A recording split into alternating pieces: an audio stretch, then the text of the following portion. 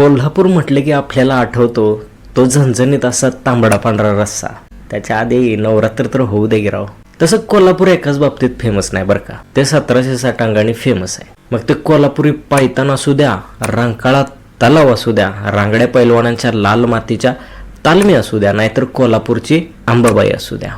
एकूणच कोल्हापूरचा विषय खोल आणि पृथ्वी गोल आहे. पण तुम्हाला माहिती आहे का मित्रांनो की कोल्हापूरचा शाही दसरा हा भारतातला 2 नंबरचा मोठा शाही दसरा आहे. आणि म्हणूनच पार संस्थान काळापासून ऐतिहासिक परंपरा लाभलेल्या कोल्हापूरच्या शाही दसऱ्याचा विषय खोल आणि पृथ्वी गोल करण्यासाठी आपलं चॅनल आधी सबस्क्राईब करा. म्हैसूर नंतर सर्वात मोठा दसरा असलेला हा कोल्हापूरचा शाही दसरा हा संस्थान काळात अतिशय उत्साही वातावरणात साजरा व्हायचा. तेव्हा सोने लुटण्याचा सोहळा टेंबलाईवाडी येथील मोकळ्या माळावर होत होता, पण नंतर दसरा चौकात तो करण्यात येऊ लागला. जुना राजवाडा ते दसरा चौक दरम्यान निघणारा छबिना, त्यातील लवाजमा आणि करवीरकरांची मोठी गर्दी हे या शाही दसऱ्याचं खास वैशिष्ट्य. आता जरी दसरा चौक शहराच्या मध्यवर्ती भागात असला तरी राजर्षी शाहू महाराजांच्या काळात आणि त्याही पूर्वी हा चौक गावाबाहेर होता. बिंदू चौकापासून पुढे फारशी अशी वस्ती नव्हती. शाहू महाराजांच्या काळात या चौकात 1-2 वसतिगृहे आणि चित्रदुर्ग मठ एवढीच काय ती वस्ती होती. बाकी हा सर्व माळ मोकळा होता. तेव्हा मग या माळावर सोने लुटण्यासाठी भवानी मंडप ते दसरा चौक असा छबिना लवाजमासह निघायचा. भवानी मंडप ते दसरा चौक या दोन्ही मार्गावर हा लवाजमा पाहण्यासाठी नागरिकांची अशी तुडुंब गर्दी असायची. त्यानंतर सूर्य मावळताना दसरा चौकात प्रचंड गर्दीत हा ऐतिहासिक सोहळा उत्साहात साजरा व्हायचा. संस्थान काळात राजेशाही असताना भवानी मंडपातून निघणाऱ्या छबिन्यातील लवाजमा म्हणजे त्यातून संस्थानाचे ऐश्वर्य आणि श्रीमंतीचा थाट दिसायचा. तोफा, 6 हत्ती, 200 पेक्षा जास्त घोडे, उंट, चित्ता यांचा समावेश असलेला हा छबिना नगारा, नौबती, हलगी, चौघडा अशा वाद्यांच्या गजरात निघायचा. परीट घडी पोशाखातील पायदळातील सैनिक, भालदार, चोपदार, महालदार, विटेकरी, पोलीस दल, पट्टेवाले, रक्षक, गुजरे, जासूद असा हा सारा ताफा यामध्ये असायचा. कोल्हापूर संस्थान संरक्षण यंत्रणेत कसं आणि किती सज्ज आहे हे दाखवून देण्यासाठीच जणू ही मिरवणूक असायची. मिरवणुकीत सहभागी होणाऱ्या उंट आणि हत्तींच्या पायात चांदीच्या साखळ्या, रंगीत झूल असायची. हत्तीच्या मस्तकावर देखील ओम लिहिलेला असायचा. चोपदारांच्या हातात देखील चांदीची काठी असायची. काही सरदार हत्तीवर बसलेले असायचे. 1 हत्ती आणि त्यामागे 6 घोड्यांचे पथक, पुन्हा 1 हत्ती आणि त्याच्या मागे पुन्हा 6 घोड्यांचे पथक असं असायचं. सोन्याने सजवलेल्या घोड्याच्या रथात महाराज असायचे. उंटाचाही समावेश या छबिन्यात असायचा. उंटावर नौबत ठेवलेली असायची. एका उंटावर मोठा करणा असायचा. मग सुंदरी वाद्य, त्याला डफाचा ताल असा आवाज घुमू लागला की लोकांच्यात वीर रसाचा संचार होत असे. त्यामुळे प्रचंड उत्साही वातावरण तयार व्हायचे. भवानी मंडपातून छबिना सुरू झाला की त्याचा लवाजमा पार टाउन हॉलच्या बागेपर्यंत दिसायचा. यावरून हा लवाजमा किती मोठा असायचा हे लक्षात येतं. शिवाय एका छबिन्यात 2 घोड्यावर जुंपलेल्या एका पिंजऱ्यात चित्ताही असायचा. काही सुभेदारांच्या हातात मग गरुड, ससाना असे पक्षी देखील असायचे. मग ब्रिटिश काळात तत्कालीन ब्रिटिश अधिकारी देखील यामध्ये सहभागी व्हायचे. त्याचबरोबर विशाळगडकर, कागलकर, बावडेकर, सरलष्कर, तोरगलकर, हिम्मत बहादर चव्हाण हे देखील जहागीरदार यामध्ये असायचे. त्यांच्या पाठोपाठ मग जोशीराव, राजोपाध्ये, राजाज्ञा, पंडितराव, सरदार, इनामदार, दुमलदार असे सारे संस्थान काळातील कारभारी असायचे. भवानी मंडपातून छबिना निघताच 9 तोफांची सलामी दिली जायची. तोफांचा आवाज कानी पडताच सारे करवीरवासीय छबिनामध्ये सहभागी होण्यासाठी भाऊसिंगजी रोडवर जमा व्हायचे. लवाजमा पाठोपाठ फुलांनी सजवलेल्या करवीर निवासिनी अंबाबाई, तुळजाभवानी आणि गुरु महाराज यांच्या पालख्या असायच्या, ज्यांची पूजा महिला करायच्या. जातपात विसरून सर्वांना एकत्र आणणारा हा छबिना असायचा. स्वातंत्र्यानंतर मग संस्थान खालसा झाल्यानंतर शाही दसऱ्याचा बाज कमी झाला. तोफांची सलामी बंद झाली आणि त्याऐवजी बंदुकीच्या फैरी झाडण्यात येऊ लागल्या. प्राण्यांचा लवाजमा देखील कमी झाला. हत्ती, उंट, चित्ता, पक्षी बंद झाले. संस्थान काळात भवानी मंडपातून महाराज रथातून सहभागी व्हायचे, पण स्वातंत्र्यानंतर ते आतापर्यंत मेबॅक गाडीतून राजघराण्यातील व्यक्ती न्यू पॅलेसवरून थेट दसरा चौकात शाही दसरा कार्यक्रमास सहभागी होतात. आताच्या काळात शाही दसऱ्याच्या कार्यक्रमात लवाजमा कमी झाला असला तरी राजेशाही परंपरा मात्र कायम आहेत. दसऱ्याच्या अगोदर आठवडाभर दसरा चौकात शाही दसऱ्याची जय्यत तयारी सुरू असते. लाल आणि पांढऱ्या रंगातील शामियाना तिथं उभारला जातो. चौकात मध्यभागी करवीर संस्थानाचा भव्य जरी फटका फडकत असतो. दसरा चौकाची दगडी कमान आणि पूर्वेकडील बाजूस झाडांच्या पानांची कमान बांधली जाते.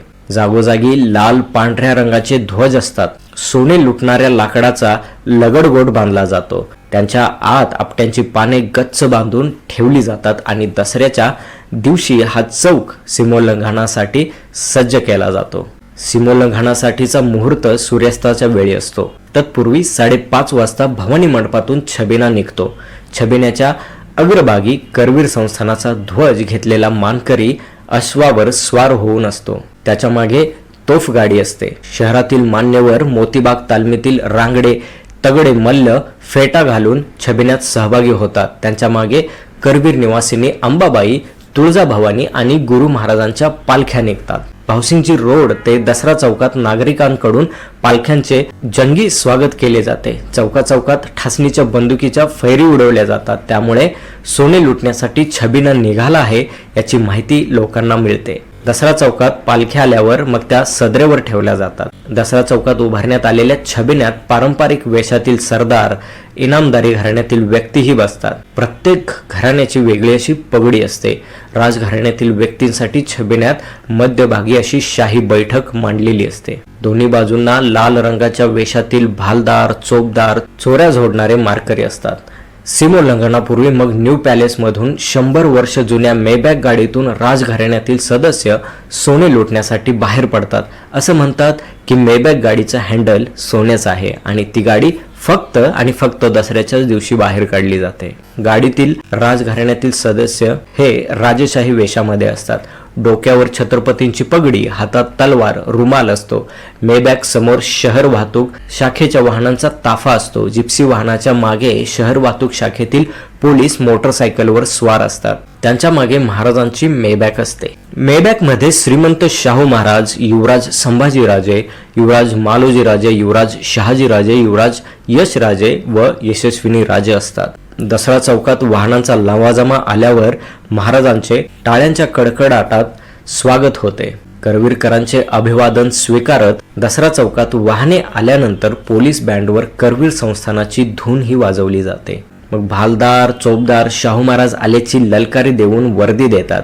राजघराण्यातील सदस्य, सरदार, मानकरांचे मुजरे स्वीकारत सदरेवर येतात. तिथे दसरा समितीच्या वतीने राजघराण्यातील सदस्यांचे पुष्पहार घालून स्वागतही होते. स्वागतानंतर लाल गालीच्या वरून सोने लुटण्यासाठी महाराज लगडगोटाकडे येतात. राजपुरोहित दादरने यांनी केलेल्या मंत्रघोषात शाहू महाराज आपट्यांची पूजा करतात. त्यानंतर तुळजाभवानी देवीची दुर्गे दुर्घट भारी ही आरती सुरू होते. दसरा चौकात सर्व सरदार, मानकरी, करवीरकर टाळ्या वाजवून देवीची आरती करतात. आरती झाल्यानंतर महाराज आपट्यांची पाने तोडून सोने लुटतात. त्यानंतर ठासणीच्या बंदुकीच्या फायरी झाडल्यानंतर करवीर जनता दसरा चौकात लगडकोटातील सोने लुटण्यासाठी धाव घेते. सोने लुटल्यानंतर शाहू महाराज राजघराण्यातील सदस्यांसह पुन्हा शाही सदरेवर येतात, जिथे सरदार मान्यवरांकडून आपट्याची पाने स्वीकारतात.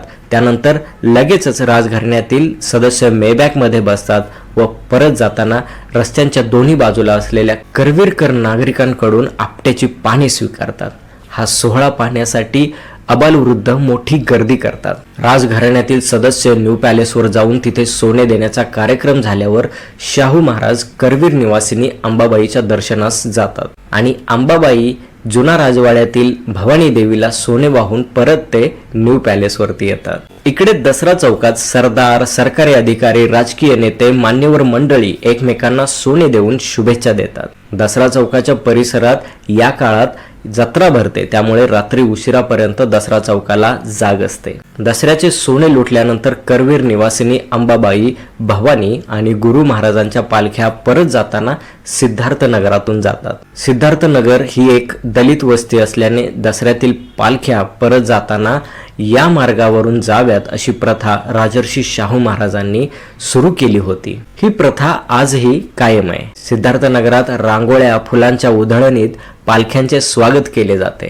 तिथून मग पालख्या पंचगंगा नदीवर येतात। तिथे असणाऱ्या समाधी मंदिराला पालख्या भेट देतात व त्यानंतर गंगावेस, पापाची तिकटी, गुजरी मार्गे पालख्या पुन्हा नियोजित ठिकाणी जातात आणि ऐतिहासिक महत्त्व असलेला हा कोल्हापूरचा शाही दसरा पार पडतो। मग अलीकडच्या काळात या शाही दसऱ्यात महाराष्ट्र शासनाचा देखील सहभाग असतो। कोल्हापूरच्या शाही दसऱ्याचा हा व्हिडिओ तुम्हाला कसा वाटला हे आम्हाला कमेंट करून नक्की कळवा।